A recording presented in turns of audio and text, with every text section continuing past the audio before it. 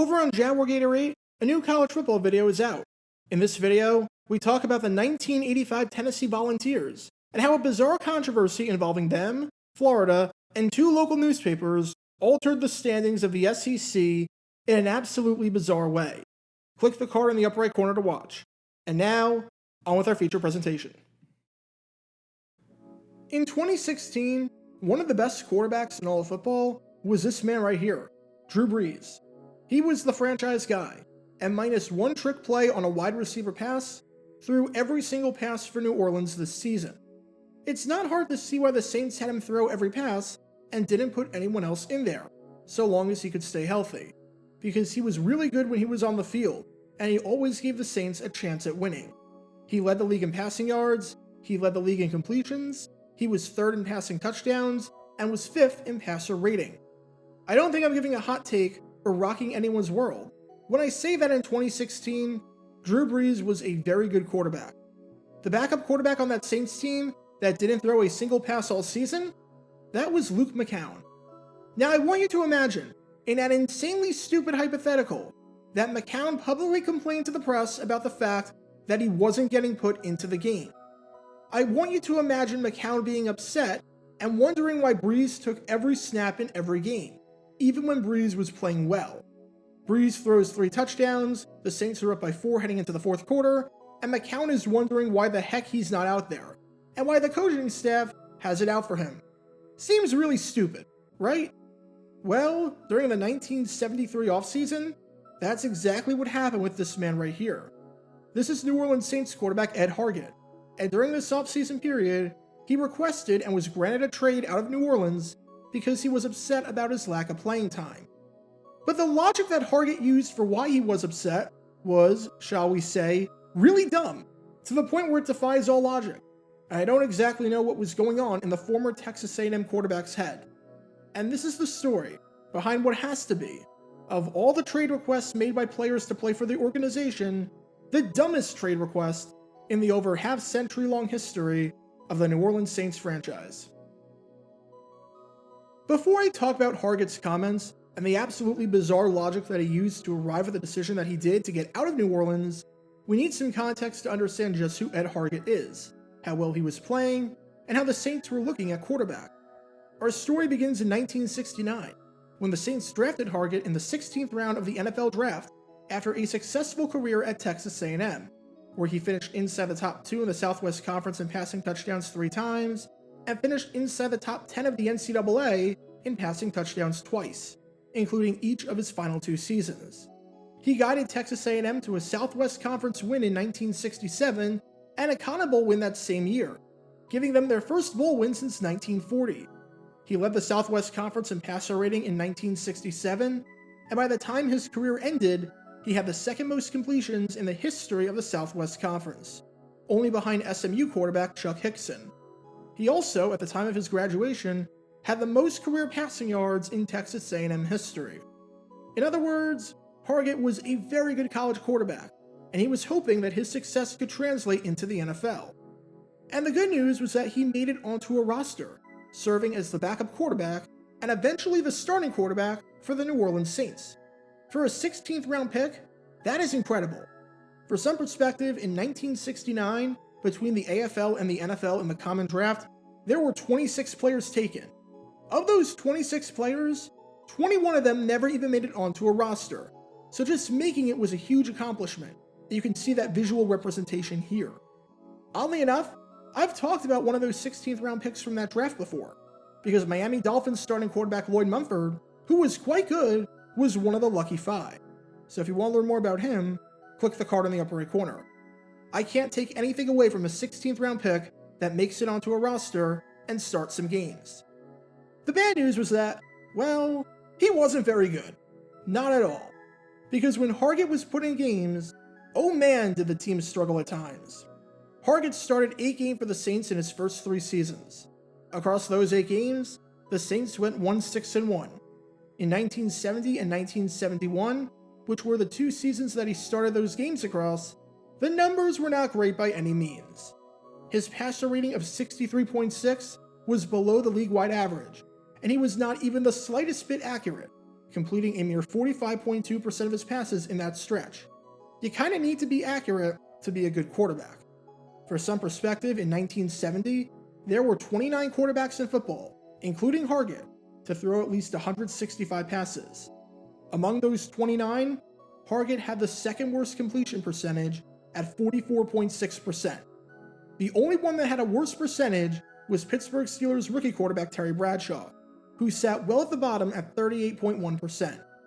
If you want to learn more about just how bad of a rookie he was, because he truly was putrid when he entered the league, click the card in the upper right corner. And things were not much better in 1971, as he completed just 45.7% of his passes that season, which, among the 25 quarterbacks to throw at least 170 passes, ranked 23rd. Once again, he was near the bottom. He was not accurate, he sometimes took awful sacks, and the ball placement was just not where it needed to be at this level. Case in point, his final game of the 1971 season, when in a loss to the Cleveland Browns, where he got the start and got subsequently benched for reasons that will become insanely obvious after seeing the stats, he went 1 for 12. That's a completion percentage of 8%. Granted, he threw no interceptions on those 12 passes, so his passer rating was exactly 39.6. But if he did nothing on his passing plays, but spiked the ball into the ground on every single play, the Saints would have finished with just 10 fewer passing yards than what Hargett gave them. And because of his poor play, Hargett didn't exactly get a whole lot of playing time after that. In fact, he got no playing time, as in 1972, Hargett didn't play a single down of football. Every single snap under center was taken by someone else. And Hargett was fed up at his lack of playing time, because he wanted to be out on the field, just like every player does. There were some feuds that Hargett got into with head coach J.D. Roberts, which definitely didn't help matters. But for the first time in his 4-year career, Hargett went the entire season without throwing a single pass. With that, he wanted out of New Orleans. He couldn't stand not playing. He couldn't stand Roberts, and he felt that he wasn't being given a fair shake. With that, the Saints traded him, along with tight end Dave Parks, who had some issues of his own with the Saints, to the Houston Oilers. And after the trade, Hargett was asked his thoughts about moving on from New Orleans, and moving a bit further west into a different conference to get a fresh start. As for what Hargett said, prepare yourselves, because if this was why he requested a trade, you genuinely wonder sometimes what goes on through a guy's head. Before I go any further, I have to emphasize this. In no way whatsoever am I bashing Hargett for wanting a trade and wanting to go somewhere where he could get playing time. Granted, that definitely won't be Houston, since you're now third on the depth chart behind Dan Pastorini and Lynn Dickey, instead of being second on the depth chart in New Orleans. But I have to clear that up. If a player wants to go somewhere where he can play, and where he doesn't have to rot on the bench, I'm not going to say that a player is dumb for doing this. That's not the point. Because not only is that normal, and not only does that happen every year in the NFL, but that wouldn't be fair to the player to call them dumb for wanting a chance to improve their career outlook. Because that is a harsh word for a player just looking for a new start. It's what specifically Hargett said that raised eyebrows, and nearly half a century later, I still have no idea why he did it. Because the man you're watching right now is a pretty recognizable quarterback. You may have heard of him before, or his sons.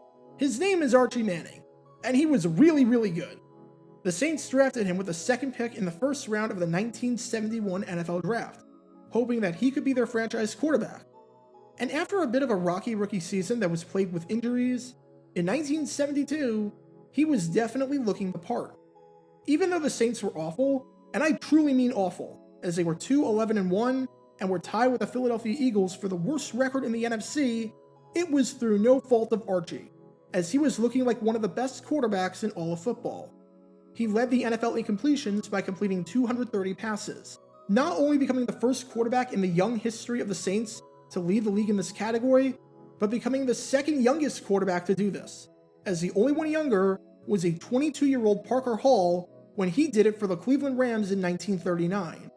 Manning threw for 2,781 yards, which was the top total in the NFC, and was the second highest total in the entire NFL, only behind Joe Namath of the New York Jets, who was just 35 yards ahead at 2,816. He threw 18 touchdown passes, which was the third highest total in football, only behind Joe Namath and Billy Kilmer, both of whom were just one touchdown ahead at 19. His average of 198.6 yards per game was the second highest average amongst all qualified quarterbacks in the NFL, only behind Joe Namath. And he did all of this while completing more than 50% of his passes, which was the expectation around this time and was significantly better than Hargett. In other words, Archie Manning was looking like the future, and so long as his offensive line wasn't leaving him out to dry, he was capable of playing some of the best football of any quarterback in the league. Now, if Hargett said after he got traded to the Oilers that he wanted out of New Orleans because he wanted a chance to play, and he knew that he wasn't going to play behind Archie, then this would be a complete non-story. As you could probably guess, however, that was not what he said. Nowhere close to that. Because he was absolutely perplexed as to why he wasn't playing. He was the only person on planet Earth to wonder why Roberts didn't yank Manning for him, even though Manning was the franchise, and even though Manning was one of the top quarterbacks in every major statistical category. As Hargett said, and get ready for this because it's a doozy, if I can play any, then I'm happy. I don't have any idea why they never let me play. I guess they were just determined to let Archie play the whole game no matter what. Wait, time out. You were genuinely confused as to why they didn't go with a 2-quarterback system? You were genuinely confused why they let Archie Manning play the whole game? You were genuinely confused as to why the Saints never pulled one of the best quarterbacks in football to play you? Even though you were absolutely terrible when you were on the field before? You know what Archie Manning was called, Ed? He was called something known as a starting quarterback. And a starting quarterback, if you've ever been around a football team, starts the game and finishes the game, unless they play poorly or they get hurt. You don't see teams just yanking their starting quarterbacks for no reason in the middle of a game, let alone a great quarterback. Do you have any idea of how the quarterback position and how a depth chart works? In a 1972 game against the Giants, Manning threw 3 touchdown passes. You're wondering why you didn't go into the game? That same season, in a 21-3 win, he threw 2 touchdowns and 295 yards. You're confused as to why Roberts didn't pull him for you? How does this make any sense? Why were you confused that Archie Manning played all 60 minutes of a game? But don't worry, because it gets worse. Because Hargett continued, saying that the drama and frustration started with Roberts after he said that Manning would start a game. Somehow, when Roberts announced that Manning was the starter for a game, Hargett got the wild idea that it meant that he would be playing later. That when you announce a starter, it just means that the next guy up is coming in at some point. Because that's exactly how these things work. When the Chiefs announced that Patrick Mahomes is starting a game, I think every fan takes that statement to mean that Chad Henne will come into the game during the second half and finish the deal. I don't get it. I genuinely don't get it. The quarterback position, barring extremely rare exceptions, isn't a rotational position. It never has been. It never was. It never will be. So for you to be confused as to why your head coach never tried a strategy that made no sense, would have been to the detriment of the team, and would have gotten him fired is perplexing. Because the quarterback position literally does not work like that. When you see a Broadway show, and you read the cast list in the playbill, do you expect there to be one random scene in the second act where the lead is played by the understudy? Didn't think so. But if his experience with Archie Manning was any indication, I'm guessing Edd Hargett didn't think that way. And to the surprise of no one who watched him play and knew his bizarre complaints, shocker, Hargett never played another down in the NFL. He was buried on the depth chart with the Houston Oilers in 1973, and then spent 2 seasons in the World Football League before never playing again and before getting into a career in politics. But at least from a football standpoint, when people think of Hargett and his NFL career roughly half a century later, they think of his absolutely bizarre exit from the Saints and his stupid trade request. Again, just to be clear, wanting a trade because you're not getting enough playing time is not stupid. But wanting a trade because you're genuinely confused as to why your head coach isn't benching his starting quarterback who's playing lights out for you, and because you genuinely think that just because a quarterback starts a game, no matter how well he plays, that he shouldn't finish the game? Yeah, that's really stupid. Because in 1973, when he opened his mouth and was perplexed by everything, Hargett was the target of a ton of justified criticism. Get your official Jaguar Gator 9 merchandise by going to jg9shop.com, and be sure to like this video, ring the notification bell, and subscribe down below if you haven't already, as it helps the channel out a lot. And be sure to check out Twitch every Wednesday night at 9 p.m. Eastern for your chance to play NFL Trivia and win cash prizes. Link in the description below.